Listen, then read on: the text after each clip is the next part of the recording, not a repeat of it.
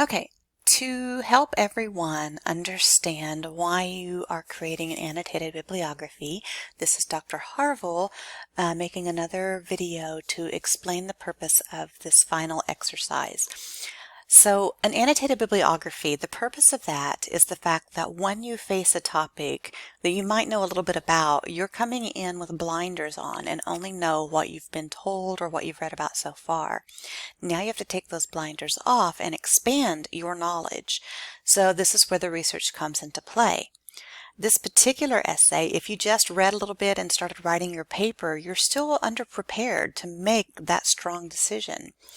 So the annotated bibliography allows you to collect sources that you might use for your paper so that you can read more about both sides of the topic so that you can then make an educated guess or an educated opinion about your topic, the policies that exist around your topic, and whether or not they are right, they need to be changed, created, abolished, or whatever. So the first thing you're going to do is you're going to look up the approved controversial issues. If you have an idea of an issue that is not on this list, contact me and ask me. Sometimes I do add some. For example, last term somebody wanted to add the church's remaining tax exempt. Well, we went ahead and added that, but he had a difficult time finding sources. So these are the sources that I have chosen.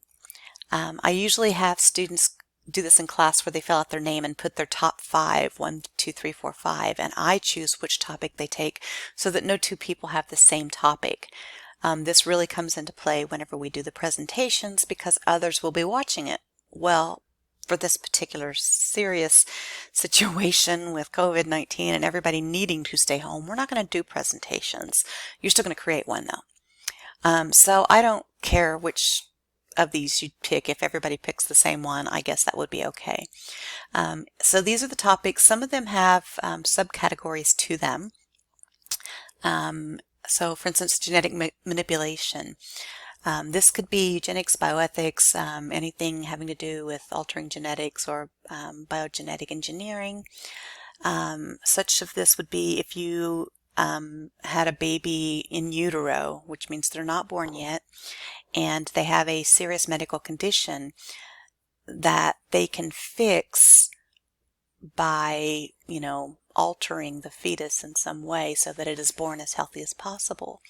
But then there's the extremes of you're pregnant but you want a boy and you want him to have blue eyes and dark hair. Where do you stop this manipulation? Human cloning, this one's taken in a couple of different areas too because you have cloning of organs versus cloning of complete human beings. Cloning of organs is what most people talk about. So these are the topics. Again, if you want to choose something that's not on the list, just ask me and I might approve it.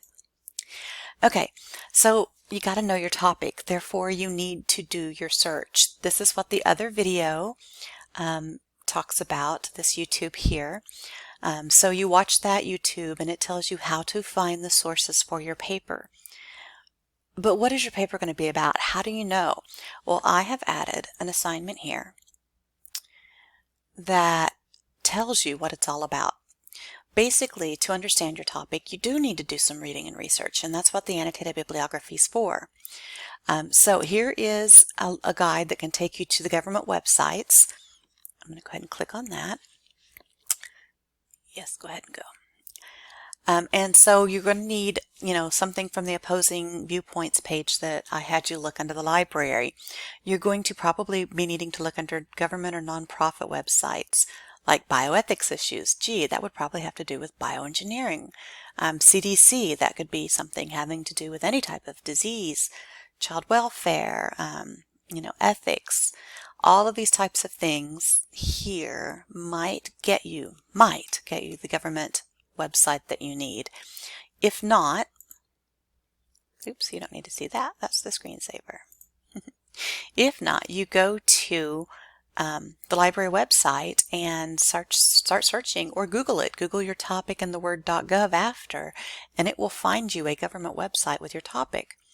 So you're going to find probably at least a government website or an article explaining what policies exist about your topic. what laws exist, if you want to call them a law, and do they need to be abolished, altered, or created. You're going to want to find a minimum of 8 to 10 sources because you need 5. So it's better to have more so you can chunk some in the trash and go, I'm not going to use that one, than have to go back and start all over again. So find more sources than you need. You don't have to get them all from the library website. I do suggest at least one from there and at least a government website. But you can do .coms, .orgs, .govs. .coms, be very careful. If you're unsure if it is a reliable source, contact me. We did have to skip that assignment due to working from home, so I didn't get to explain reputable sources to you guys. So if you do have a .com that you're unsure about, just let me know. If it's a regular, well-known like National Geographic or something like that, yeah, you can go ahead and use that one. So you're going to find all these sources and you're going to create the works cited page. You can use the Writing Center, of course. We're online now. Create your works cited page. Then you read your sources. And after you read your sources, under each of your entries, you're going to summarize your source, just like the other video stated. And you're going to tell us whether or not it's going to help your paper or not. Now, this annotated bibliography is due on the 15th for Monday, Wednesday classes, or the 16th for Tuesday, Thursday classes, but I don't want to make a separate video. So this handout only has the Monday, Wednesday dates in it. After you've read all your sources, after you've created your bibliography, then you're going to start working on your essay. So this is where you're going to start spelling out your topics. There will be more to discuss later on. For example, one of your paragraphs, this will be a 6-paragraph essay. One of them is going to be a refutation, which is bringing in the opposite side. But we'll talk more about that when we get into the essay itself. So right now it's just the bibliography that you're working on. So look for sources that will help you decide if the laws or policies that exist regarding your angle of the topic are right or wrong. So let me give you an example of that. Say you decide to choose the topic of the No Child Left Behind Act, and you think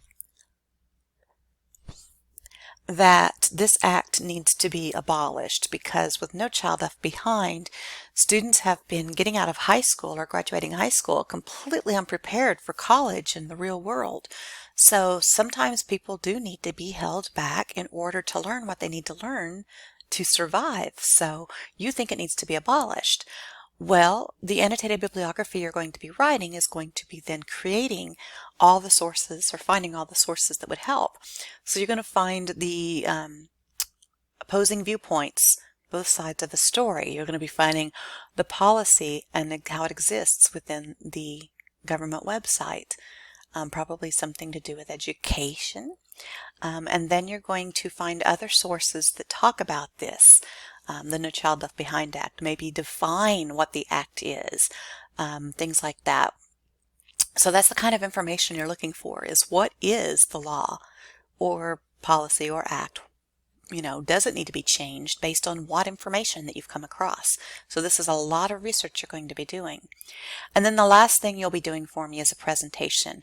You can make a PowerPoint, you can make a Prezi, doesn't matter. These normally would be shown to the rest of the class, but that's where we will have to not do that part. We might be able to open it where people can read them or see them if we want. I'm not sure what we're going to do about that, but we've got some time to worry about that. That's the last week of college. So between now and then, I'll probably decide what it is exactly we're going to do on the presentation. So this is the paper of all the information regarding your essay, and I'm going to attach this to every single one of the last 3 assignments. So find out what topic you want to do some research, make your annotated bibliography just like the other video showed, step by step what it did. Here's more information about the essay itself, and we will go into refutation later. The requirements, the citations, that sort of thing, and then the information that you would need for the presentation. So all of this will be on every single one of the assignments so that you can continue to look it up. Again, if you have any questions, just contact me. In the meantime, follow the other YouTube video that I have posted in our website. Follow the step-by-step on this to create your annotated bibliography, because that is the assignment that you need to attach for this. Thank you, and Dr. Britton signing off.